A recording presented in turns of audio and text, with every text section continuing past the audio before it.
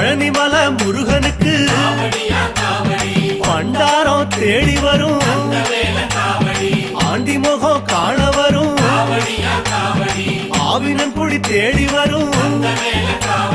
கால்நடையா வந்த காவடி இது தேடுவது கந்தன் காலடி